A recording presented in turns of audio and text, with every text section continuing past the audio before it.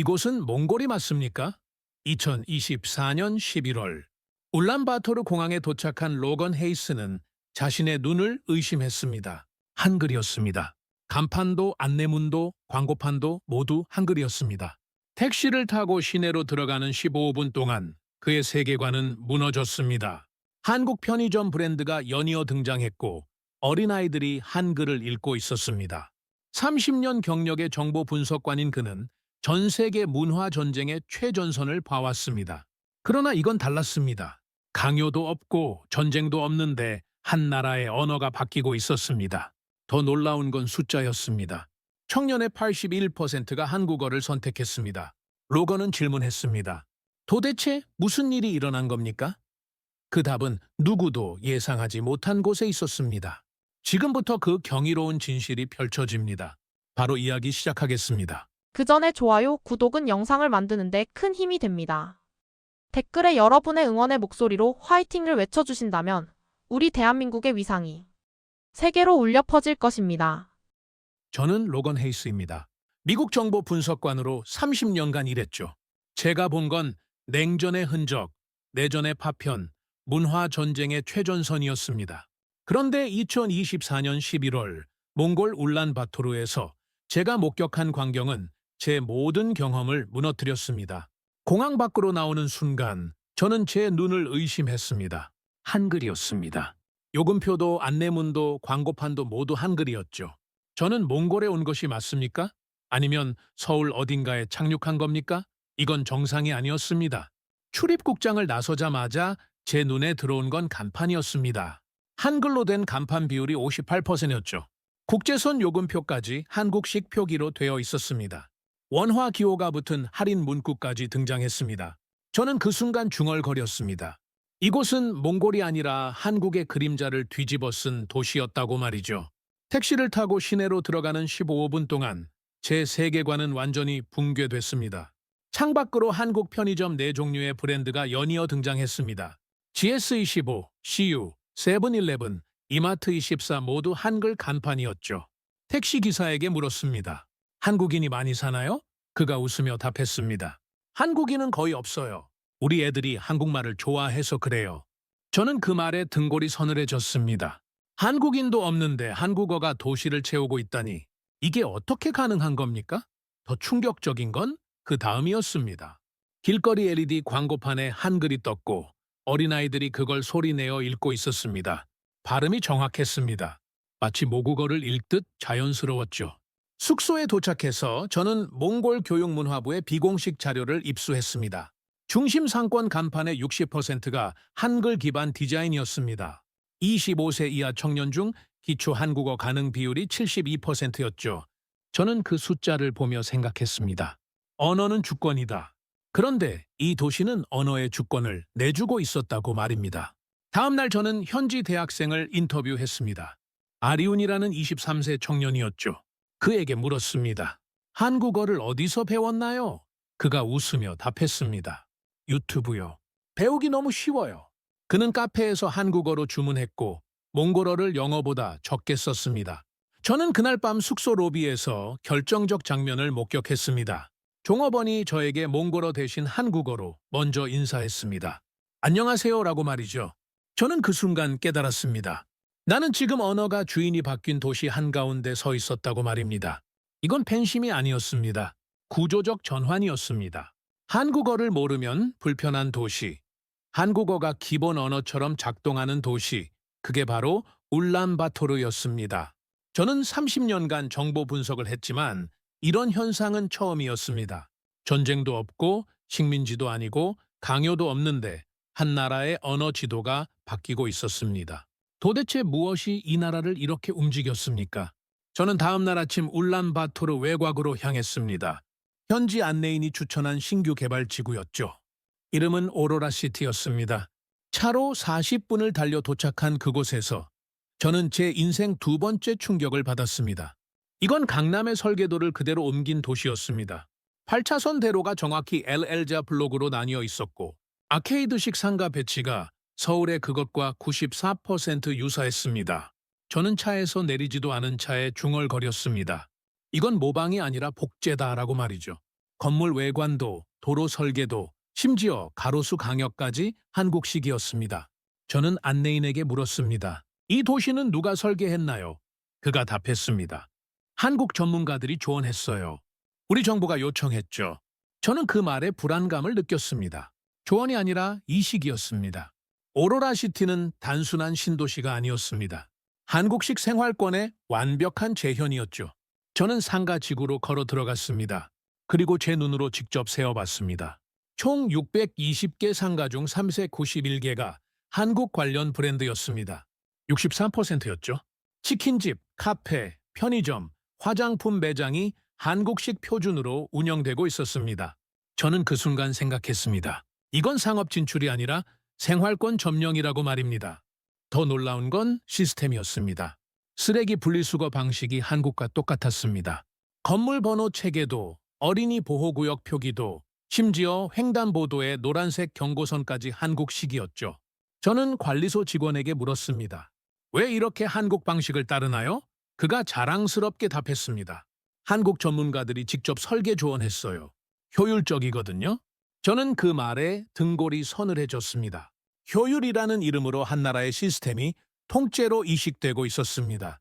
아파트 단지로 들어갔습니다. 엘리베이터 안에 공지문이 한글 최우선이었습니다. 몽골어는 그 아래 작은 글씨로 적혀 있었죠. 복도의 경고문, 주차장 안내표, 심지어 화재 대피 안내도까지 한글이 먼저였습니다. 저는 20대 직장인을 인터뷰했습니다. 왜 한국어를 쓰나요? 그가 답했습니다. 한국 회사가 많아서요. 한국어 안 쓰면 불편해요. 불편하다는 표현이 핵심이었습니다. 언어가 시스템의 기본 언어가 되는 순간 문화는 선택이 아니라 필요가 됩니다. 저는 도시계획국 내부 인물을 만났습니다. 그는 조심스럽게 문서 하나를 건넸습니다. 2018년 이후 도입된 신도시 개발 매뉴얼이었죠. 7개 조항 중 3개가 서울 모범 모델 준용이었습니다. 저는 그 문서를 보며 확신했습니다. 한국은 이 도시의 미래 기준이 되어 있었다고 말입니다. 이건 단순한 영향력이 아니었습니다. 구조적 전환이었습니다. 도시가 한국을 모방한 게 아니라 한국을 기준으로 삼은 겁니다. 저녁 무렵 저는 오로라시티 전망대에 올랐습니다. 야경이 펼쳐졌습니다. 한글 간판들이 불을 밝혔고 그 빛이 도시를 채웠습니다. 저는 그 순간 깨달았습니다. 강남의 유령이 이 도시를 걷고 있었다고 말이죠. 모방은 흔합니다. 그러나 기준이 되는 나라는 단 하나뿐입니다. 몽골은 지금 한국을 기준으로 미래를 설계하고 있었습니다. 제가 아는 국제 질서의 공식이 여기서 무너지고 있었습니다.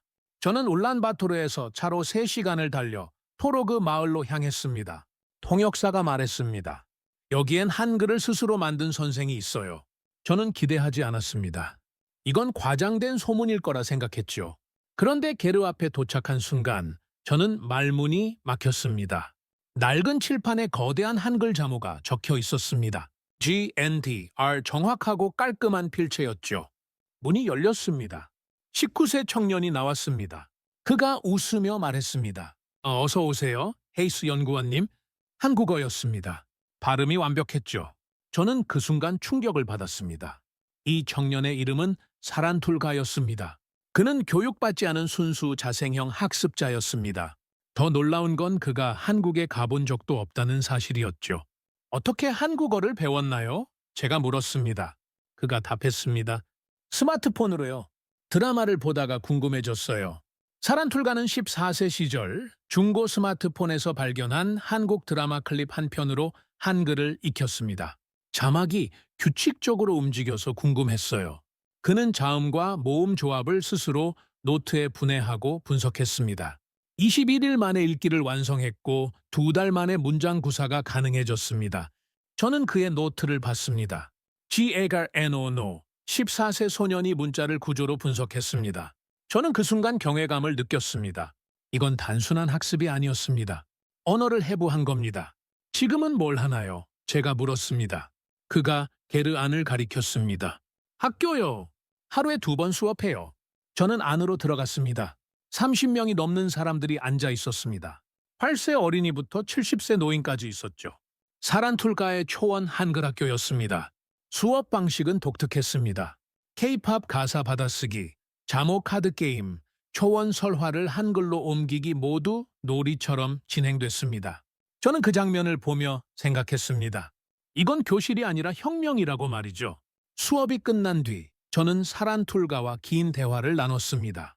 왜 한글을 가르치나요? 제가 물었습니다. 그가 진지하게 답했습니다. 전 한국인이 되고 싶은 게 아니에요. 우리 언어를 더 잘 적기 위해 한글을 쓰는 거예요. 저는 그 말에 멈췄습니다. 한국화가 아니었습니다. 능력화였습니다. 한글은 도구였고 몽골 사람들은 그 도구로 자신들의 문화를 강화하고 있었습니다. 저는 수업 참관 중 한 장면을 잊을 수 없습니다. 60대 노인이 한글로 몽골 전통 노래 가사를 적고 있었습니다. 손이 떨렸지만 집중력은 대단했죠. 그가 완성한 뒤 웃으며 말했습니다. 이제 손주들이 이 노래를 읽을 수 있어요. 저는 그 순간 깨달았습니다. 언어가 사람을 기르고 있었다고 말입니다. 한글은 초원의 바람보다 가볍고 사막의 모래보다 멀리 퍼지고 있었습니다. 사란툴가는 교사가 아니라 혁명가였습니다. 그는 강요하지 않았습니다. 그저 도구를 보여줬을 뿐이었죠. 그리고 사람들은 스스로 선택했습니다. 저는 그날 밤 게르 밖에서 별을 보며 생각했습니다. 나는 그날 문자가 총보다 강하다는 사실을 배웠다고 말이죠. 이 변화의 주인은 한국이 아니었습니다. 몽골이었습니다. 그들은 한국어를 배운 게 아니라 한글이라는 도구를 선택한 겁니다. 초원에서 돌아온 다음 날, 저는 시내 광장에서 예상치 못한 광경을 목격했습니다. 시위였습니다. 50대에서 60대로 보이는 사람들이 팻말을 들고 있었습니다. 전통을 잃지 말자, 언어가 사라지면 나라가 사라진다는 문구였죠. 시위 규모는 크지 않았습니다. 100여 명 정도였습니다. 그런데 그들의 표정이 심상치 않았습니다. 분노와 불안이 뒤섞여 있었죠. 저는 그 순간 판단했습니다. 이건 단순한 저항이 아니라 세대 간 전쟁이라고 말입니다. 흥미로운 건 그들 뒤편이었습니다. 한글 간판이 여전히 빛나고 있었습니다. 반한국화를 외치는 그들의 뒤에서 한국어는 계속 도시를 채우고 있었죠. 저는 시위대 중 한 명에게 다가갔습니다. 왜 반대하시나요? 제가 물었습니다. 그가 답했습니다. 우리 아이들이 몽골어를 잊어버리고 있어요. 이건 문화 침략이에요. 저는 그의 손에 들린 스마트폰을 봤습니다. 케이스에 한글로 적힌 브랜드명이 보였습니다. 아이러니였습니다. 다음 날 저는 문화부 비공식 간담회에 참석했습니다. 정부 내부의 갈등을 직접 보고 싶었죠. 회의실에 들어서자마자 긴장감이 느껴졌습니다. 보수 성향의 고위 인사가 말했습니다. 한국어 선호는 위험한 중독입니다. 우리는 지금 정체성을 잃고 있어요. 그러자 젊은 관료가 반박했습니다. 현실을 보십시오. 청년 세대의 81%가 한국어를 선택했습니다. 이미 선택은 끝났어요. 두 사람의 논쟁이 격해졌습니다. 저는 회의 테이블 위에 문서들을 봤습니다. 절반이 한글로 정리되어 있었습니다. 정부 내부 문서까지 한글이 침투한 겁니다. 저는 생각했습니다. 이건 정책 논쟁이 아니라 시대 교체의 현장이라고 말이죠. 세대 간 균열이 정부 안에서도 벌어지고 있었습니다. 회의가 끝난 뒤 한 관료가 조용히 제게 다가왔습니다. 헤이스 씨, 조심하세요. 당신이 보고 있는 건 단순한 문화 현상이 아닙니다. 그날 저녁 저는 국방부 정보분석관 노무히르를 만났습니다. 비공식 브리핑이었죠. 그가 조심스럽게 말했습니다. 한국 문화 확산은 좋은데요. 중국이 가만두지 않을 겁니다. 저는 그 말에 불안감을 느꼈습니다. 무슨 뜻인가요? 제가 물었습니다. 그가 답했습니다. 중국은 몽골을 자기네 영향권으로 봅니다. 한국어 확산은 그들에게 위협이죠. 저는 군사 및 지정학 전문가로서 직감했습니다. 중국이 개입한다면 이건 단순한 문화 현상이 아니라고 말입니다. 호텔로 돌아왔을 때 문 아래 종이 한 장이 끼워져 있었습니다. 저는 그걸 집어들었습니다. 당신의 조사는 오해를 낳는다. 떠나라. 발신인은 없었습니다. 저는 그 순간 등골이 서늘해졌습니다. 누군가 저를 감시하고 있었습니다.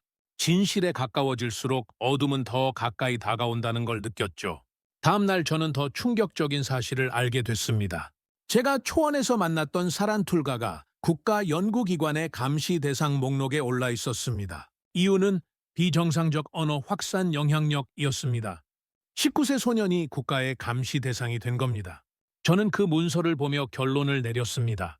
이 나라는 지금 정체성의 갈림길에 서 있고 제 눈앞의 소년은 그 중심에 있었다고 말입니다. 저는 이제 돌아갈 수 없는 지점에 들어서 있었습니다. 경고 메시지를 받은 다음 날 저는 시내 초등학교를 방문했습니다. 현장을 더 봐야 했습니다. 교장이 저를 안내했습니다. 한국어 선택 수업 비율이 5년 전엔 18%였어요. 지금은 67%입니다. 저는 그 숫자에 놀랐습니다. 교실 뒤벽을 봤습니다. 한글 잠오표가 붙어 있었죠. GNTR을 아이들은 그걸 보며 따라 읽고 있었습니다. 교사가 말했습니다. 요즘 아이들은 먼저 한국어를 배우려 해요. 저희가 권하는 게 아니에요? 저는 한 수업을 참관했습니다. 교사가 공개 실험을 진행했습니다. 10세 학생 12명이었습니다. 한글 기초 단어 17개를 가르쳤죠. 28분이 지났습니다. 그리고 발음 테스트를 했습니다. 정확도가 90%였습니다. 저는 그 광경을 보며 충격을 받았습니다. 한 세대 전체가 문자 체계를 바꾸고 있었다고 말이죠. 이건 교육이 아니라 진화였습니다. 수업이 끝난 뒤 한 학생이 제게 다가왔습니다. 선생님은 어느 나라 사람이에요? 아이가 물었습니다. 미국이야. 제가 답했습니다. 그러자 아이가 한국어로 말했습니다. 아, 미국! 저도 미국 가고 싶어요. 발음이 완벽했습니다. 저는 물었습니다. 한국어는 왜 배우니? 아이가 웃으며 답했습니다. 재밌어요. 그리고 유튜브 볼 때 편해요. 편하다는 표현이 핵심이었습니다. 언어가 효율성으로 선택되는 시대가 온 겁니다. 학교를 나와 거리를 걸었습니다. 카페 앞에서 4명의 청년을 만났습니다. 그들은 한국어를 섞어가며 대화하고 있었습니다. 저는 다가가서 물었습니다. 왜 한국어를 쓰나요? 한 청년이 답했습니다. 편해요. 몽골어보다 빨리 타이핑되고 발음도 쉬워요. 다른 청년이 덧붙였습니다. 친구들이랑 대화할 때 한국어가 더 빨라요. 저는 그들의 휴대폰 화면을 봤습니다. 메신저 대화창이 한글로 가득했습니다. 이모티콘도 한국 것이었죠. 버스 정류장에서도 마찬가지였습니다.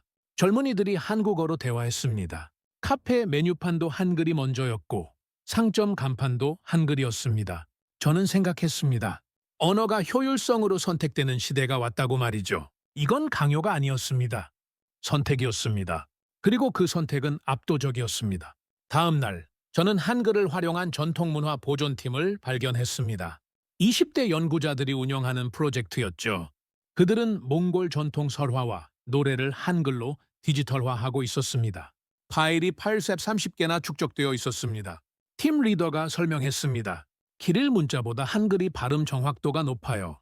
전통 음악의 미묘한 발음 차이를 한글로 적으면 완벽하게 재현돼요. 저는 그 말에 감탄했습니다. 한글이 몽골 문화를 보존하는 도구가 된 겁니다. 한 파일을 열어봤습니다. 몽골 전통 노래의 가사가 한글로 적혀 있었습니다. 발음 기호까지 정확했습니다. 연구자가 말했습니다. 이제 전 세계 어디서든 이 노래를 정확히 부를 수 있어요. 한글 덕분이죠. 저는 그 순간 깨달았습니다. 언어가 침투한 게 아니라 몽골이 언어를 이용하고 있었다고 말입니다. 마지막으로 저는 한 노라오 장인을 만났습니다.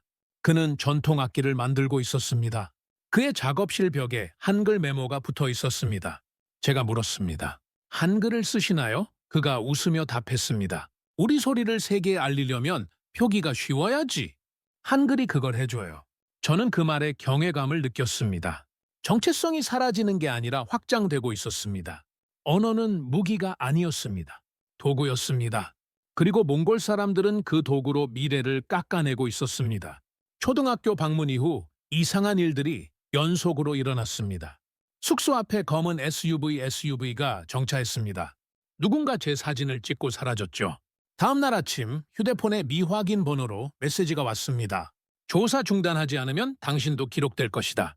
저는 그 메시지를 보며 확신했습니다. 이건 우발이 아니라 조직적인 압력이라고 말이죠. 누군가 제 움직임을 감시하고 있었습니다. 저는 현지 정보원을 통해 한 문건을 입수했습니다. 중국 문화교류센터의 내부 회의 기록이었습니다. 제목은 몽골 내 한국 문화 확산 대응 방안이었죠. 핵심 내용은 충격적이었습니다.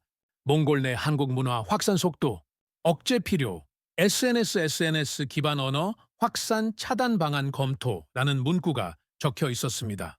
저는 그 문서를 보며 분석했습니다. 중국이 드디어 움직였다고 말이죠. 문화는 곧 영향력이니까요. 중국은 몽골이 한국 쪽으로 기울어지는 걸 위협으로 본 겁니다.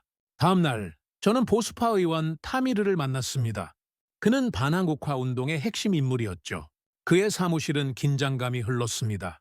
그가 단호하게 말했습니다. 한국화는 식민지의 첫 단계입니다. 우리는 지금 길을 잘못 든 거예요. 그의 방에는 전통 문자, 부활 자료들이 가득했습니다.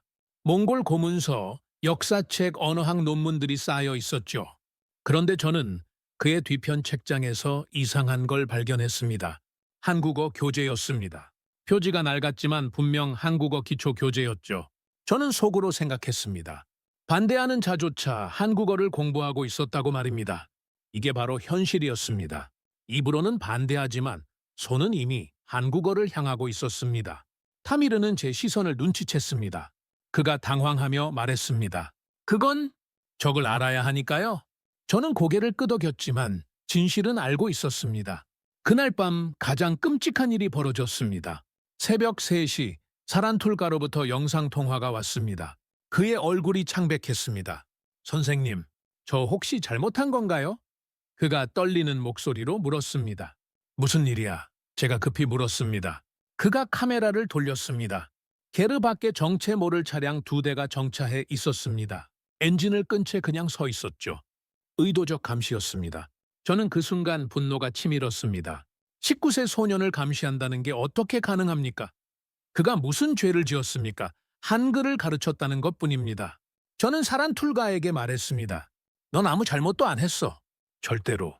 그러나 제 마음속엔 불안이 커졌습니다. 이 아이는 문화의 상징이 되어버렸습니다. 그리고 상징은 곧 표적이 된다는 걸 저는 알고 있었습니다. 저는 숙소로 돌아와 모든 자료를 정리했습니다.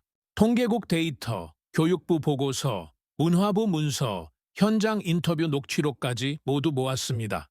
그리고 결론을 내렸습니다. 이 변화는 멈출 수 없다고 말이죠. 어떤 외압도 막을 수 없습니다. 중국이 압박해도 보수파가 저항해도 이미 선택은 끝났습니다. 청년 세대가 선택했고 아이들이 선택했고 심지어 반대자들조차 몰래 선택하고 있었습니다. 저는 창밖을 바라보며 독백했습니다. 이제 나는 관찰자가 아니다. 기록자가 아니다. 진실을 드러낼 증인이 되어버렸다. 억압의 손길은 언제나 어둠에서 다가옵니다. 중국이 움직였고 몽골은 흔들리고 있었습니다. 그러나 저는 알고 있었습니다. 이 혁명은 누구도 막을 수 없다는 걸 말이죠. 저는 이 혁명의 기록자가 되기로 결심했습니다. 사란툴가에 대한 감시가 시작된 지 일주일 뒤, 저는 익명의 제보자로부터 연락을 받았습니다. 정부 내부 인사였습니다. 그가 건넨 파일은 기밀 문서였습니다. 제목은 언어 사용 실태 대외비였죠. 저는 그 파일을 열어봤습니다. 첫 페이지부터 충격적이었습니다.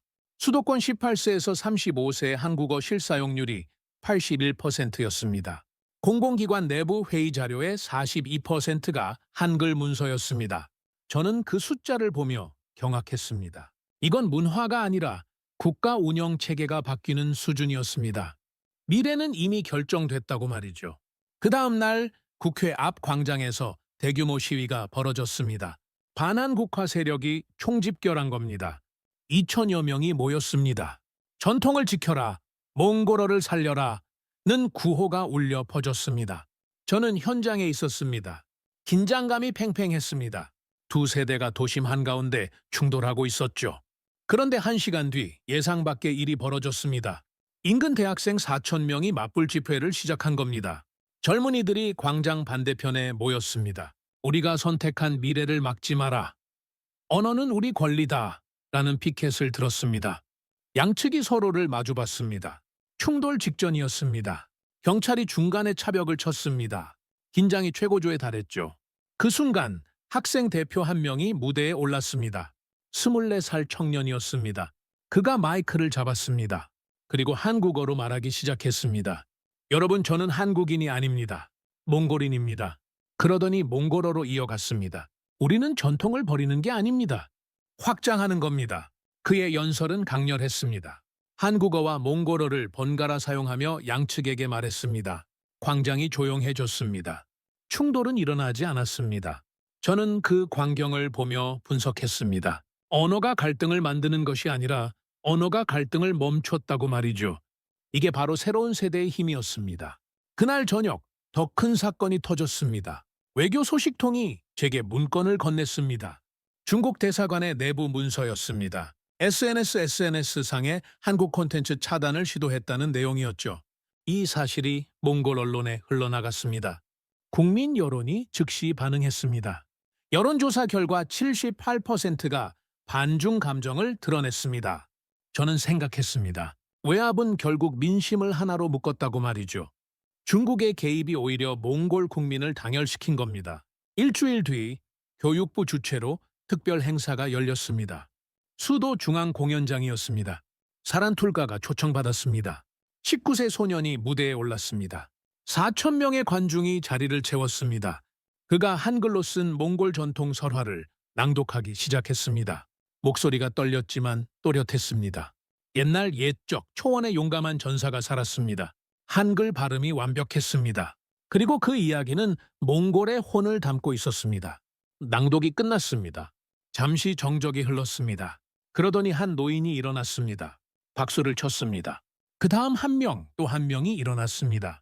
4천 명이 모두 일어나 기립박수를 보냈습니다. 저는 그 순간을 눈으로 봤습니다. 소년이 국가를 움직이고 있었습니다. 한 나라의 미래를 말이죠. 그 다음 날 총리가 긴급 기자회견을 열었습니다. 저는 방송으로 지켜봤습니다. 총리가 발표했습니다. 한국어와 몽골어 병행 교육 정책을 2030년까지 전국 확대합니다. 즉시 전국 여론조사 결과가 발표됐습니다. 찬성 69%, 반대 21%였습니다. 저는 그 숫자를 보며 확신했습니다. 이 나라는 한국이 된 것이 아니라 스스로 선택해 세계를 향해 나아가고 있었다고 말이죠. 이건 강요가 아니라 선택된 혁명이었습니다. 총리의 공식 선언 이후 세계가 몽골을 주목하기 시작했습니다. 저는 제 보고서를 국제연구 네트워크에 공개했습니다. 반응은 폭발적이었습니다. 유럽 정책센터가 분석 보고서를 냈습니다. 몽골은 한국형 근대화 모델의 실험장이라는 제목이었죠. MIT 언어연구소도 논문을 발표했습니다. 한글은 세계에서 가장 빠른 습득 언어라는 결론이었습니다. 저는 그 반응들을 보며 평가했습니다. 세계가 몽골을 통해 한국을 읽고 있었다고 말이죠. 경제 지표도 놀라웠습니다. 한국과 몽골 간 교역량이 4년 만에 2.4배 증가했습니다. 한식 프랜차이즈 매출은 3년 연속 33% 증가했죠. 가장 상징적인 장면은 몽골 구경 방송이었습니다. 황금 시간대 드라마가 한국어 원어로 방영되기 시작했습니다. 자막도 한글이었습니다. 몽골어 자막은 선택사항이었죠. 이건 문화가 아니라 미래 산업이었습니다. 취업 시장도 완전히 바뀌었습니다. 저는 몽골 최대 취업 포털 사이트를 분석했습니다. 공고 10개 중 4개가 한국어 가능자 우대였습니다. 흥미로운 건 한국 기업뿐 아니라 몽골 기업도 한국식 매뉴얼을 채택하고 있었다는 점입니다. 한 몽골 기업 ACR/HR 담당자가 말했습니다. 한국어 할 줄 아는 직원이 업무 효율이 30% 높아요. 자료가 다 한국어로 되어 있거든요. 저는 그 말을 듣고 해석했습니다. 한국어는 이제 문화가 아니라 경제적 도구였다고 말이죠. 문화 융합도 놀라운 속도로 진행됐습니다. 몽골 설화의 한글 출판 붐이 일어났습니다. 1년 사이 150권이 출판됐습니다. 한글판 몽골 신화집이 해외 번역권 6개국에 수출됐죠. 프랑스, 독일, 일본, 미국, 영국, 스페인이었습니다. 저는 한 출판사를 방문했습니다. 편집장이 설명했습니다. 한글로 적으면 발음이 정확해요. 외국 번역자들이 몽골 발음을 한글로 배우고 있어요. 사라지는 게 아니라 세계화되고 있었습니다. 가장 감동적인 장면은 초원에서 일어났습니다. 사란툴가의 학교가 온라인 플랫폼으로 확장됐습니다. 전 세계 42개국에서 15만 명이 수강 신청을 했습니다. 몽골어를 배우기 위해 한글을 먼저 배우는 사람들이었죠. 한글이 몽골 문화를 지우지 않았습니다. 확장시켰습니다. 그해 12월 UN 문화 다양성 보고서가 발표됐습니다. 저는 그 보고서를 읽었습니다. 몽골은 자발적 언어 선택을 통해 문화적 자립도를 강화한 사례라는 평가였습니다. 미국 뉴욕타임스는 특집 기사를 냈습니다. 강요도 자금도 없이 이뤄낸 소프트 파워의 완벽한 모델이라는 제목이었죠. BBC는 다큐멘터리를 제작했습니다. 사란툴가가 주인공이었습니다. 세계가 결국 선택된 힘 앞에 무릎을 꿇는 모습을 저는 목격했습니다. 저는 몽골을 떠나기 전날 다시 초원을 찾았습니다.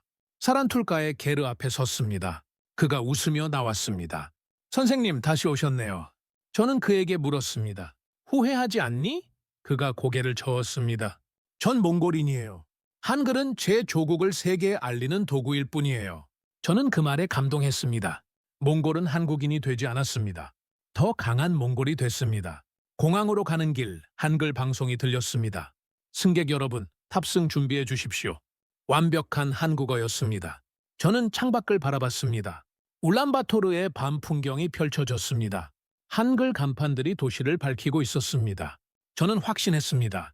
21세기의 진짜 힘은 위협이 아니라 매력이고 강요가 아니라 선택이며 침묵 속에서 자라는 존중의 힘이라고 말이죠. 그리고 그 현장의 증인이었던 저는 이 이야기를 끝까지 기록했습니다.